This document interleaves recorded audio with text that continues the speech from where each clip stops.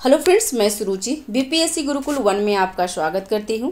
आज हम देखेंगे घटना चक्र ज्योग्राफी 2024 का जो एडिशन बुक है उसका टॉपिक है आज का पठार। फ्रेंड्स, भारत का भूगोल आपका प्लेलिस्ट में आ चुका है और अभी हमारा विश्व का भूगोल चल रहा है और उसका टॉपिक पठार है और इसमें भी बहुत सारे वीडियो आपको अपलोड हो चुके हैं प्लेलिस्ट में, तो आप वहाँ जाके चेकआउट कर सकते हैं। और अगर चैनल पे नए हैं तो चैनल को सब्सक्राइब कर लीजिए जो कि बिल्कुल फ्री है। लाइक कीजिए, शेयर कीजिए और कोई त्रुटि रह जाती है तो कमेंट बॉक्स पे आप हमें सजेशन दे सकते हैं। तो स्टार्ट करते हैं फ्रेंड्स टॉपिक। पठार भूपटल की द्वितीय श्रेणी के उच्चवाच के प्रमुख उदाहरण होते हैं। पठार ऊंचाई की दृष्टि से पर्वतों के बाद और क्षेत्र विस्तार की दृष्टि से मैदान के बाद अपना स्थान रखते हैं। समस्त भूपटल का लगभग 33% भाग पर पठारों का विस्तार है। कितने प्रतिशत है फ्रेंड्स? तो 33% है। निर्माण की प्रक्रिया के अनुसार पठारों का वर्गीकरण कैसे होता है? तो हिमानी पठार देख लेते हैं। विस्तृत हिमानी पर्वतीय भागों को अपने अपर्दन कार्य द्वारा घिसकर सपाट पठार का निर्माण करते हैं। अंटार्कटिका या ग्रीनलैंड में हिमानियों ने अपर्दन द्वारा अनेक विस्तृत पठारों का निर्माण किया है। हिमानी निक्षेपण द्वारा ही हिमानी पठारी का निर्माण होता है। ठीक है। जर्मनी में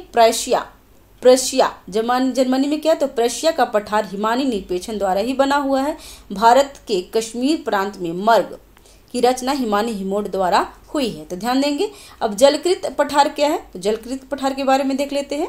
तो जलकृत पठार का निर्माण नदी द्वारा निक्षेप तथा पृथ्वी के लंबवत संचलन के कारण उत्संबलन दोनों क्रियाओं द्वारा होता है। भारत के कौन सा है? तो बिंद पठार, शिलांग पठार तथा म्यांमार के सान पठार इसी तरह के निर्मित पठार है।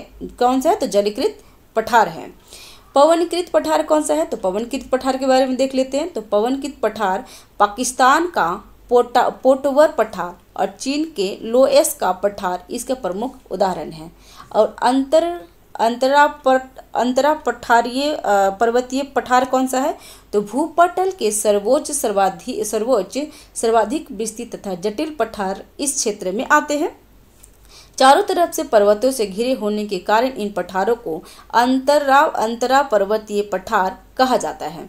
तिब्बत का पठार को किघाई तिब्बत पठार के नाम से भी जाना जाता है और तिब्बत पठार के पश्चिमी एवं उत्तर दक्षिण पूर्व लद्दाख के भाग को चांगतंग पठार कहते हैं। इसका कुल क्षेत्रफल लगभग 2.5 मिलियन वर्ग किलोमीटर तथा और ऊंचाई कितनी है? तो 450 मीटर से अधिक है।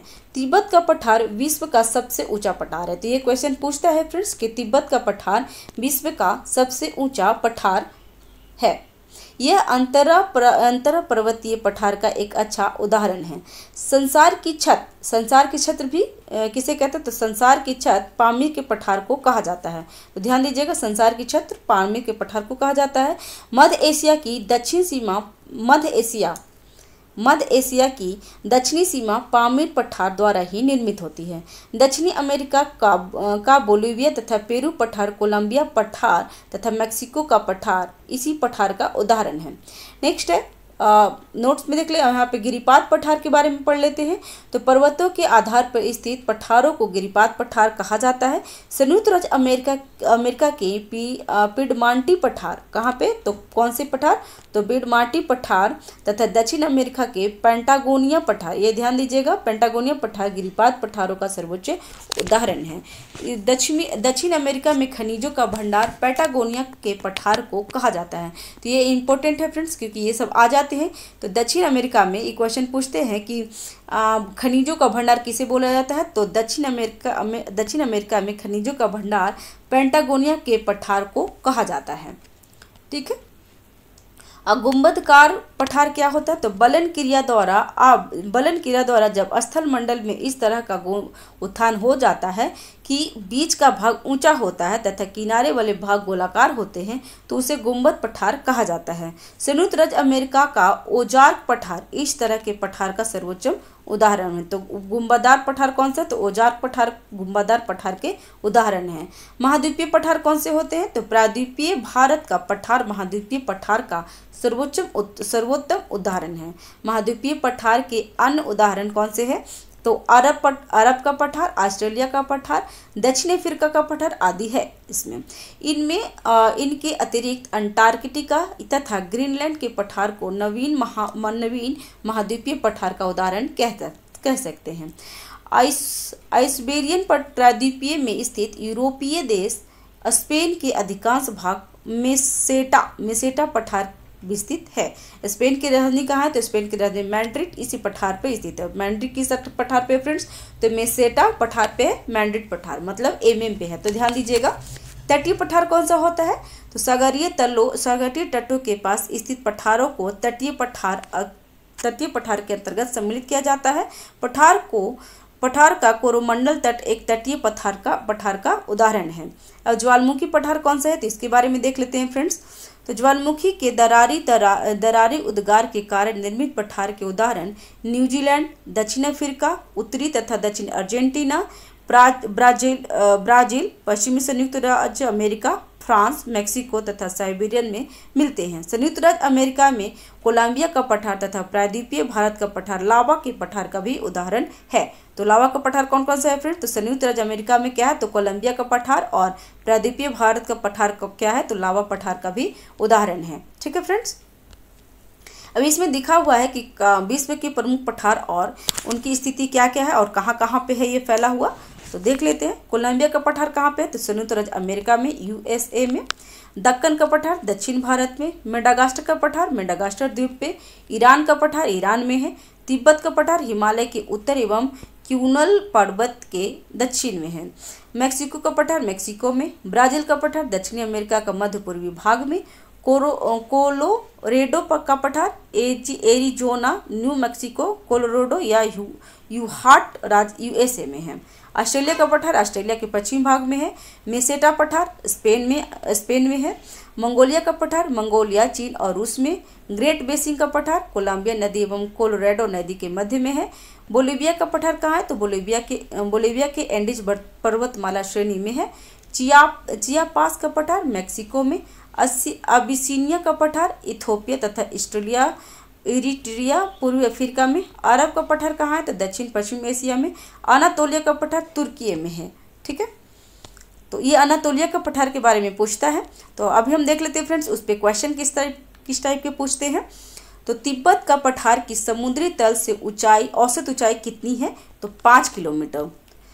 तिब्बत का पठार किघाई तिब्बत क्या है? तो किघाई तिब्बत पठार के नाम से भी जाना जाता है। इसकी पश्चिमी भाग को यांगतांग कहते हैं। ठीक है, नेक्स्ट है दक्षिण अमेरिका में खनिजों का भंडार किसे कहा जाता है? देखिए फ्रेंड्स, मैंने बताया था कि ऐसे क्वेश्चन पूछते हैं।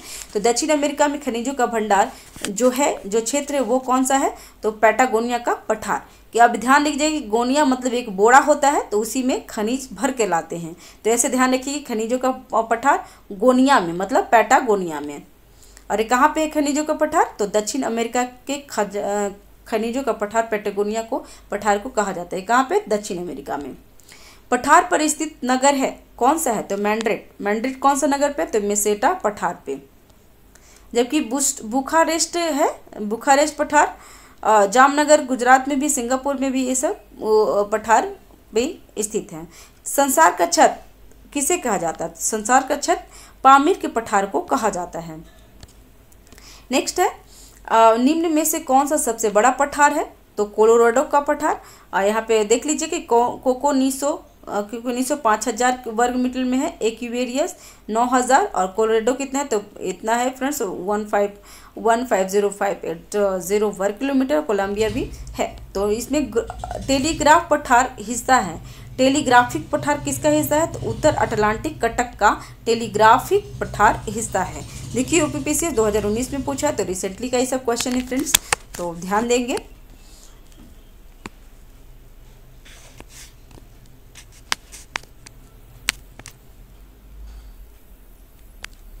गर्मी की वजह से पूरा हाथ स्वेल हो जाता है और वो टच नहीं होते हैं, और इसकी वजह से ये स्टक हो जाता है फ्रेंड्स। ठीक है। और नेक्स्ट क्वेश्चन है, निम्नलिखित में से कौन सा समूह सही नहीं है? तो ए, टेलीग्राफ का पठार कहाँ पे है? तो टेलीग्राफ का पठार हिंद महासागर में नहीं है। ठीक है। और कोको कटल प्रशांत महासागर में है। वैली कटक कहाँ है? अंध महासागर में। और अल अगुलाहसा बेसिन कहाँ है? तो हिंद महासागर में। ठीक है फ्रेंड्स। और अभी नेक्स्ट वीडियो में हम देखेंगे घाटिया के बारे में। चैनल पे अगर नए हैं तो चैनल को सब्सक्राइब कर लीजिए, लाइक कीजिए, शेयर कीजिए। ठीक है। Thank you for watching friends.